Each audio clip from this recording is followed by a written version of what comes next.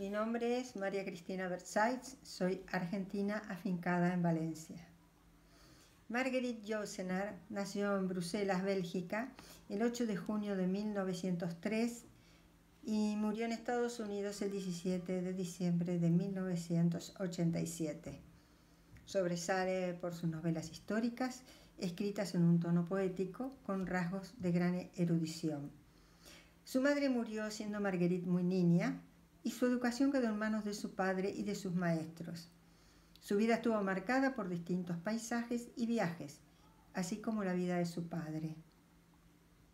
Marguerite Yourcenar nos presenta en su cuento azul un escenario azul desde el mismo comienzo y a través de su desarrollo. Todo en él es azul, el mar índigo, el gris que uno imagina azulado en los parches de las velas. Azul es el mentón del piloto del navío y el mármol blanco surcado de vetas azuladas. También las largas sombras del atardecer son azules. Hay azul en las blancas cúpulas de las mezquitas, en el color turquesa de las piedras del artesanado y en las alfombras. La luna se pasea por el cementerio desde un cielo azul como las escamas de una sirena, y hasta el mercader griego encuentra que las montañas lejanas son azules. El cuento, una metáfora de la vida, está dividido en tres partes. En la primera, que simboliza la infancia y la primera juventud, encontramos a las mujeres resguardadas en el interior del palacio, donde las estrellas concentraron su fulgor. Ellas se niegan a recibir a los mercaderes sin importarles el frío que deban soportar. Se resguardan del hombre. El grupo ambicioso de mercaderes, protagonistas de esta historia, va sufriendo pérdidas a lo largo de la misma mientras tratan de alcanzar sus metas y luego de lograrlo. El frío intenso provoca que uno pierda los 5 dedos de su pie izquierdo, a otro una tortuga le cercena los dedos de la mano derecha. A lo largo de la historia van apareciendo personajes que luego se diluyen en el relato, como también sucede en la vida, y que van aportando un toque mágico y exótico, como el enorme negro que sale del palacio llorando porque las mujeres lo rechazan por no tener la piel suficientemente oscura. Un mercader consigue la merced de este negro y así pueden ingresar al palacio, a una sala color ultramar. A las mujeres se les advierte no hablar alto para no despertar a los camellos en el establo y para que no se alteren las serpientes que chupan la sangre del claro de luna, en una alusión al sexo. Algunos de estos personajes efímeros sirven para matizar la historia, agregando color, simbolismo e intriga. Por ejemplo, en una sala tapizada de telas de araña, una mujer se palpa sin cesar para estar segura de su existencia. En otra sala color grana, otra mujer, vestida de rojo, se desangra por una herida abierta en el pecho y su vestido lo oculta, pues la sangre se confunde con su color, en clara alusión a la menarca o menarquía. Aparecen en un instante, sirven para agregar símbolos, un clima dramático, extrañas sensaciones y matizar con otros colores el cuento azul. Pero los mercaderes buscaban llegar a la caverna de los zafiros, la ambición eterna de la juventud. Aparece mágicamente quien los conducirá, personificado en una joven sordomuda que hace su introducción llevando un ataifor de cristal que coloca sobre una columna de aire. Así se suceden las imágenes mágicas que jalonan este cuento. Su cabello era azul negro, sus ojos claros miraban el mundo a través de 2 lágrimas, su boca no era tal sino una herida azul. Su vestido color lavanda estaba desgarrado en las rodillas, por tanto rezar prosternada. Los mercaderes le preguntan cómo llegar hasta el tesoro que ambicionan. Para ello le muestran en un espejo sus ojos color de gema y luego señalan la huella de sus pasos en el polvo del corredor. La joven rechaza los talismanes y las joyas que se le ofrecen. No se sabe si es porque se siente indigna de ellos o por ser demasiado rica en su pobreza. La ambición de los hombres se enfrenta con la generosidad de la mujer que no duda en abrir con una brizna de hierba el picaporte de la puerta, saliendo hacia un patio lleno hasta los bordes de la fría luz matinal. Entran así en una nueva vida de transición. Con el dedo meñique, la joven abre una segunda puerta y salen a la llanura de una isla. Caminan hacia el interior por un camino bordeado de aloes. Magia, simplicidad y entrega. Las sombras de los mercaderes iban pegadas a sus talones, como si fueran víboras pequeñas y negras, en tanto la joven carecía de sombra alguna. Pequeñas víboras, la ambición que los impulsa. Avanza el relato y van apareciendo nuevos colores, cada vez más oscuros, presagiando lo porvenir. Los colores azules se transforman en negros o grises o pardos a medida que se aproximaban. La realidad de lejos puede parecer un sueño, luego la vida da paso a otra verdad. Durante el duro viaje hacia su objetivo, el mercader castellano fue picado por un escorpión y sus piernas se hincharon, coloreándose como una berenjena morada. Pero no sentía dolor alguno, caminaba firme, como sostenido por 2 columnas de basalto azul. El mercader irlandés lloraba la sangre que perlaba los talones de la muchacha que caminaba descalza sobre cascos de porcelana y vidrios rotos. Clara alusión a la pérdida de la virginidad. El camino se torna más y más duro a medida que avanzan. Al llegar a destino, debieron arrastrarse de rodillas para penetrar en la caverna, en un gesto de sumisión. Una vez dentro encontraron que la estancia era bastante espaciosa y cuando sus ojos se acostumbraron a las tinieblas, descubrieron que había fragmentos de cielo en las fisuras de las rocas. Siempre hay esperanzas.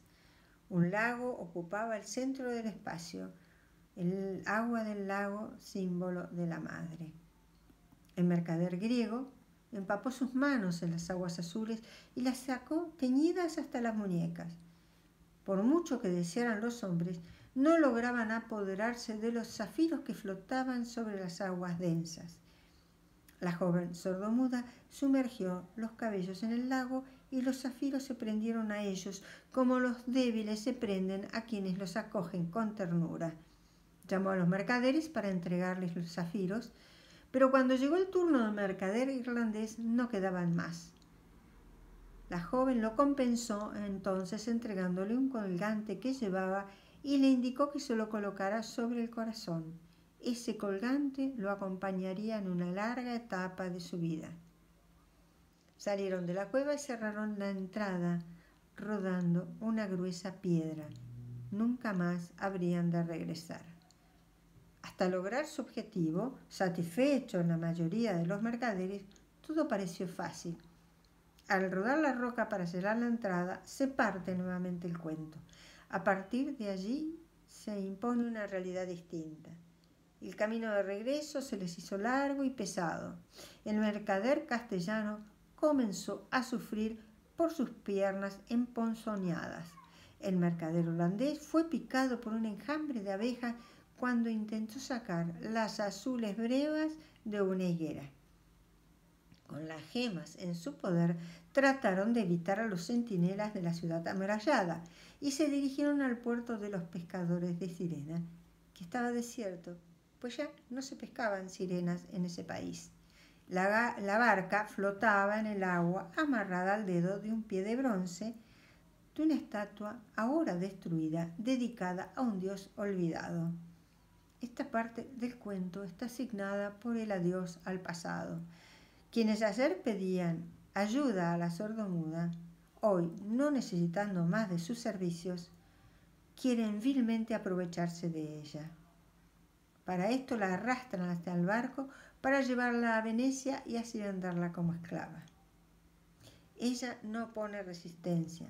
Sus lágrimas al caer se transforman en bellas aguamarinas, de modo que sus verdugos se las ingenian para hacerla llorar. La maldad sigue su curso. La dejan desnuda y atada al palo mayor, su cuerpo tan blanco servía de fanal al barco. Desnuda y atada, aún sirve para alumbrar el camino.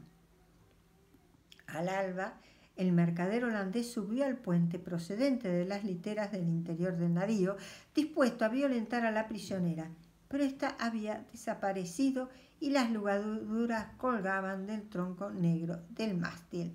En el lugar donde se habían posado sus pies había un montoncito de hierbas que exhalaban un humillo azul, último resquicio del pasado. A partir de ahí, los colores, como los acontecimientos, se tornan tenebrosos. Uno a uno los mercaderes van perdiendo la vida y los zafiros. Al mercader castellano se le habían puesto azules las piernas emponzoñadas. Cuando el dolor se tornó insoportable, se las cercenó a la altura de los muslos y murió ahogado al despuntar la aurora. El mercader italiano desembarcó en Venecia con el propósito de hacerse proclamar dogo, pero murió asesinado al día siguiente de sus nupcias con la laguna. Así cada uno va perdiendo todo, demostrando el escaso valor de las cosas que a veces nos mueven a la acción. Luego de varios días de navegación, el barco fue atacado por un corsario. El mercader de Basilea se tragó sus zafiros para salvarlos de los piratas y murió en medio de atroces dolores. Al finalizar el cuento, encontramos al irlandés molido a golpes, dejado por muerto en la barca, luciendo el colgante de piedras azules. 30 días más tarde, la barca llegó por sí sola a Dublín y el irlandés echó pie a tierra para mendigar un trozo de pan. El escenario que lo rodea es de desolación y espanto bajo una lluvia incesante. El mercader fue a sentarse junto a una mendiga cuyo cuerpo azulenco de frío se veía a través de dos desgarrones de su vestido azul. Tenía un mendrugo de pan entre los dedos cubiertos de sabañones y sus rodillas se entrechocaban ligeramente. A su pedido, entregó al mercader el mendrugo de pan. El mercader quiso regalarle el colgante azul, pero no lo encontró por ningún lado. Entonces se echó a llorar porque ya no tenía nada que pudiera recordarle el color del cielo o el azul del mar en donde estuvo a punto de perecer. Llora sobre su vida pasada. La mendiga se aprieta contra él para darle calor. Sus cabellos estaban tan sucios que la lluvia iba trazando un reguerito blanco en él. Cuando el mercader trata de despejar la frente, descubre que la niña era ciega y que una nube velaba su ojo izquierdo. Sin embargo, no dejó de posar su cabeza en aquellas rodillas mal cubiertas de harapos y se durmió. El ojo derecho de la niña, privado de mirada, era milagrosamente azul. Ella aún mantenía viva la esperanza. En este simbólico cuento de Marguerite Yourcenar pueden encontrarse las edades del hombre, cada una marcada por una ambición distinta. Como en un cuento de la tradición árabe, se desgranan las cosas bellas de la vida a través de imágenes llenas de luz y color que luego se van perdiendo en una triste realidad. La ambición y la avaricia terminan destruyendo todo lo que no puede salvar el amor. Finalmente, uno de estos mercaderes logra reposar su cabeza cansada en el más pobre de los seres. Muchas gracias.